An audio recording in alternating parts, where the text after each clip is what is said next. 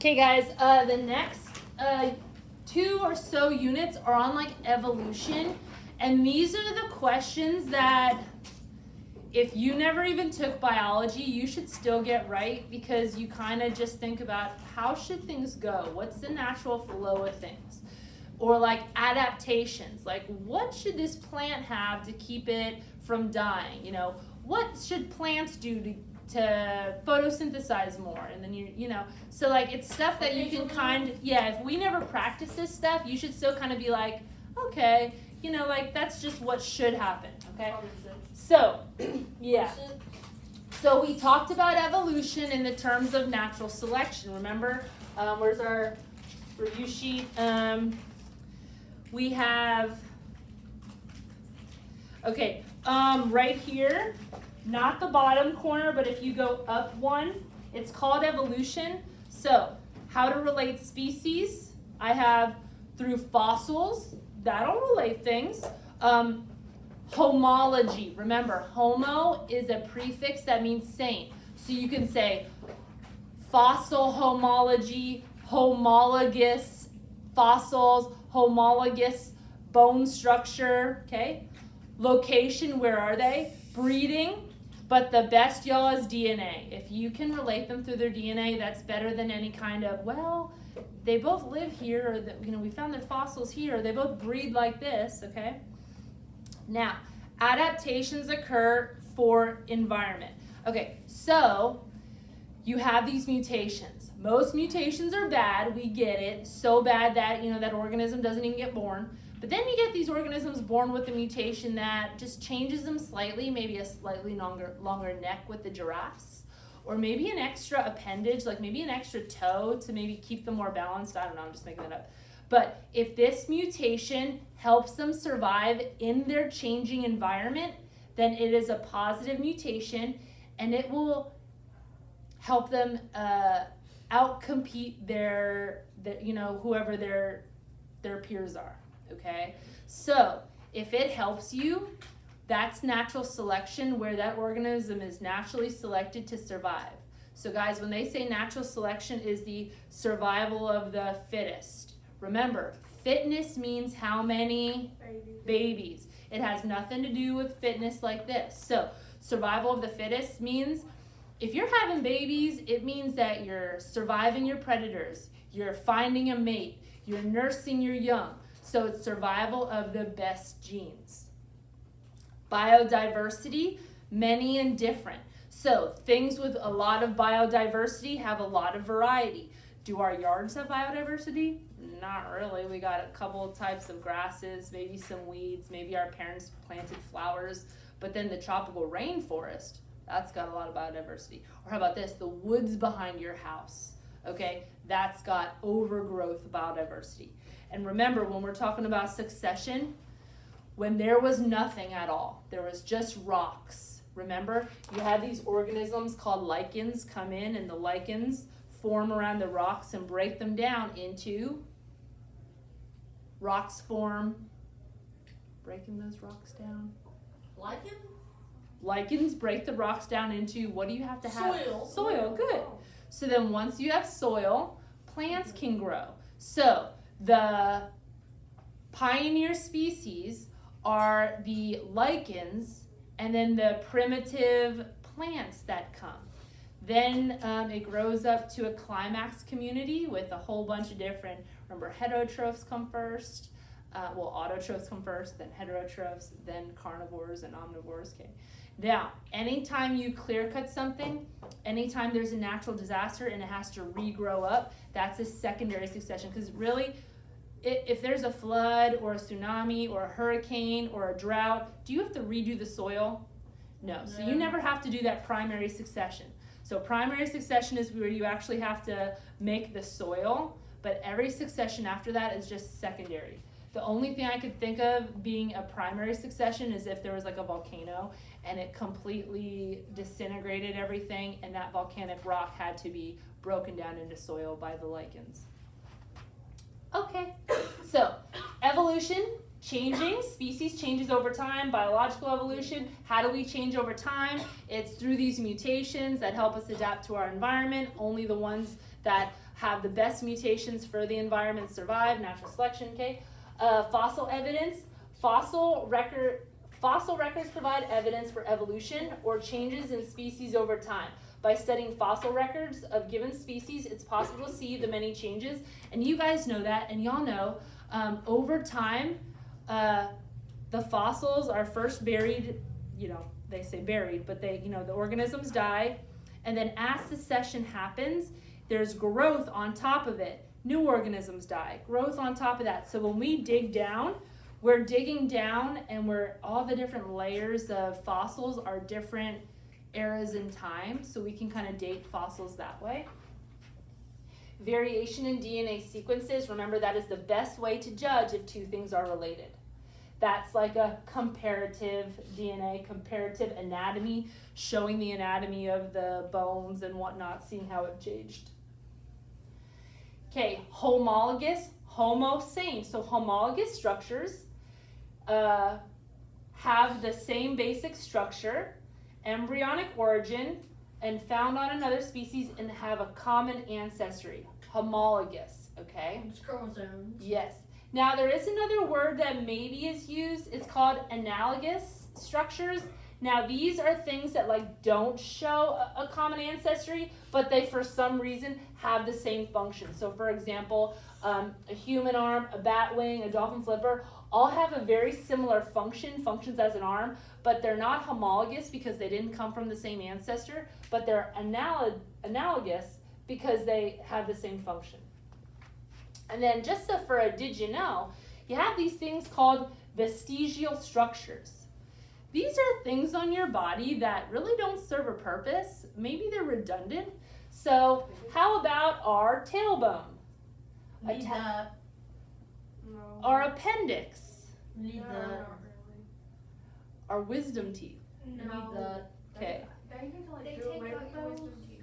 So we do have these things called vestigial structures. They've only asked that on the STAR test once maybe, but just so you know, you do have some structures that you're born with that are non-functional. They're considered non-functional, okay? Adaptations, really quickly. I know this is a lot of text, but I just want to talk about some animal adaptations and some plant adaptations. So when we're going over this stuff, you're like, oh yeah, that makes sense. This is why you would have broader leaves, needle-like leaves. This is why something would grow taller versus shorter. Okay. So let's do the animal first. So we're animals, animal adaptations. Food. Animals can sometimes change what they eat to suit what is available in their environment. For example, if a wild cat cannot find enough food sources on the ground, it might start climbing trees. So it is going to adapt based on its food. Cats that maybe normally wouldn't will based on survival and what is out there. Water. Animals can respond to changes in the amount of available water. For example, animals that live in deserts where there is little water have adapted to survive without long periods of water. So they can actually live on a lot less water than a cat from maybe somewhere that is more deciduous. Okay, shelter, look up here. Animals can sometimes change where they live to suit their environment. For example, if trees in a forest are cut down, animals that once lived in the trees may start to burrow under the ground. This is all common sense. You're just adapting. You're like, okay, I have to survive. What do I do? Okay, light. Animals can respond to changes in light conditions. For example, owls' eyes have adapted to allow them to see well at night. Okay, wasn't always like that until that's just became the time where they were most active. Protection. Some animals have adaptations that help them protect themselves from predators. Many animals protect themselves with camouflage. Also, guys, remember that question yesterday? That's plants. But remember the plants, they have spikes on them to protect them. They secrete the toxic chemical that makes things itchy. So those are all those poison ivy types, okay? Animals can do the same thing. Has anybody ever heard of like those frogs that sometimes The poison dart frogs. Yes, so there's animals that do have some kind of secretion that protect them, okay?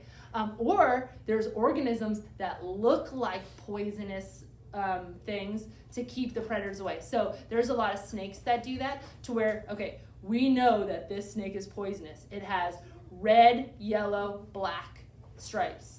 Well, guess what? There's a non-poisonous that has red, yellow, black in a different order. Predators don't know the difference, so they're like, oh, I'm just not gonna mess with either of them. That's an adaptation that maybe happened. You know why caterpillars, those Really? fuzzy caterpillars look like they have faces on two sides? Yeah. One of the sides is to trick, like, okay, so when birds, I guess, Yes, birds. when they try to get the caterpillars or whatever, they want to avoid the head from getting bit or whatever, because the fuzzy ones are like poisonous or whatever.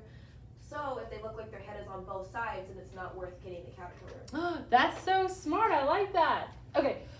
Movement. Animals will change how they move to suit their environment. For example, ducks have developed webbed feet so they can live in wet habitats. Okay. Platypus.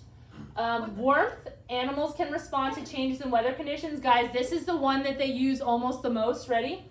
Example, seals and polar bears have adapted features to help them survive in cold environments. The blubber and their skin being so thick, okay?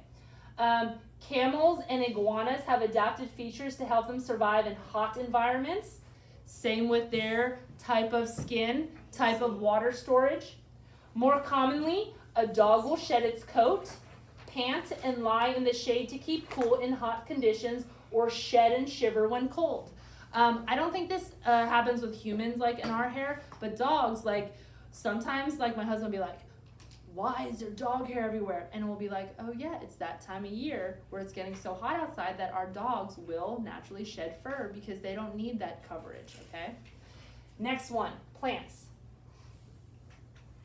Okay, in a desert biome, desert biomes are often very hot and dry. Plants that live in deserts will frequently have waxy, hairy, or spiny outer surfaces that reduce the water loss and allow for storage of water in their leaves or stems. So remember, when something is waxy and dark, you know, it's attracting the sunlight, okay, so maybe it'll help with photosynthesis. But when it's waxy, picture you taking Vaseline and putting it on the inside of a leaf. Anytime a water would try to evaporate out of that leaf, it would stick up there, kind of like the top of a pan when you're boiling water, and it would just condensate down. So the waxiness is to prevent water loss. If they were really thin, not waxy, it would just evaporate right out.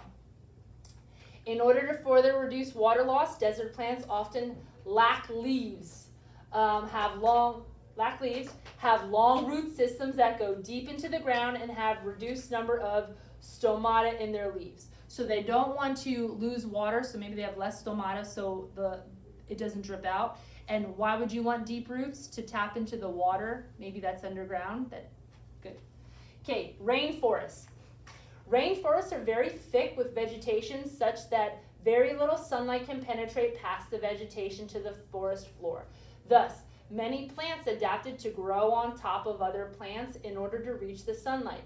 Finally, many plants that grow in the rainforest also have shallow root system to capture the nutrients and water from the top layer of soil. So, I've been to the tropical rainforest of Costa Rica, and you see all these lush layers, and these plants just grow like vines on top of each other, trying to compete for sunlight. They also have shallow roots because it rains a lot. Do you need deep roots to it? Nope. You want shallow roots, and you want to be able to absorb that water right as it touches it. Okay. Tundra, cold. The tundra biome is cold year-round and has a permanently frozen sublayer of soil that plant roots cannot penetrate. The tundra also receives very little rain and has poor drainage. Tundra plants are usually small, low-growing, and are often dark-colored to absorb heat. And remember that that lab we did on adaptations? They're small, they're low-growing, and they look like they're huddling, because what are they actually doing? Trying to prevent heat loss when the wind is hitting them. It's kind of like if we all had to survive out in a very cold place and we would all huddle together for warmth. Plants do that too. They don't want to lose their warmth, okay? Trees and other large plants cannot usually grow in the tundra because they have deep root systems that cannot penetrate the permafrost. Okay. Plants that grow in aquatic environments must develop adaptations that allow them to survive in these conditions. Often plants that grow on the top water only contain chlorophyll in the top parts of their leaves because sunlight only hits the top parts. Remember also, remember how they have a lot of oxygen pockets to keep them floating up so their leaves are always afloat? Okay. So anyway, these are some adaptations. Again, natural selection, the best genes, the strongest genes will survive. Remember, survival of the fittest. How are you fit? Well, you must be good and have good genes if you can grow, find a mate, reproduce, nurse those young, okay? Some organisms have favorable traits that are well suited for the environment. Organisms with this advantage are more likely to thrive, reproduce, and pass on to their traits. This process is called natural selection. So remember, if you survive and are fit, reproduce, your babies have your traits. So guys, you cannot see natural selection in one individual. You could look at an individual and be like, I think they could survive in this, but only when looking at a population can you see, oh yeah, there's a lot of these genes in this population. It must help them survive. So you have to look at the population. For example, the body of a sea lion, storing fat. Okay, we got this. Next thing. And right when I said population, I'm like, oh crap, I hope they remember the order. Let's just really quickly go over the order. Organisms, so you have one organism, a human. A population, you drive into Bremont, it says population 929, so a population is just talking about that one group, okay? A community center. All living things come here and congregate. So community is all the groups of living things, but an ecosystem is a system of living and non-living. So it's the living things like humans, dogs, cats, cows, birds, grass, trees, good? And then the non-living things that we need. Virus. Oxygen, CO2, that is non-living though, good. Air, bacteria is alive. Oh, Water, soil. So remember, it's the living, sunlight, and the non-living. Biosphere is all of the ecosystems, and there might even be a biome layer right here, but that's fine. Succession again. So ready? Here, down here in a graph would be kind of an example of primary succession where you have pioneer species. Okay, now that we've established soil, more and more and more can grow. This is a lot. So we're just going to try to keep it around here. And this is right now the perfect capacity of this community. Do y'all see how the climax community kind of gets a little bit high and then they're like, we can't support this. This is too many. So then it goes to here. This is called the carrying capacity. This is how much that ecosystem can carry before they're like, it's too much. It's too much. So guys, I would call this a primary succession. And then anytime it dips below, I would call that some kind of natural disaster. Let's see. Carrying capacity, so this is what it looks like. Sometimes it spikes and comes down. You know what? This could potentially be a carrying capacity, or maybe even something happened like a natural disaster, like a fire or something, and it went down here. But we would have to see if it came back up, because it looks like this is the carrying capacity, and it overshot it. Okay, so we got, I'm just going to have you do about 10 minutes worth of these, and then we're going to go over all of them, okay? So y'all start, keep on going.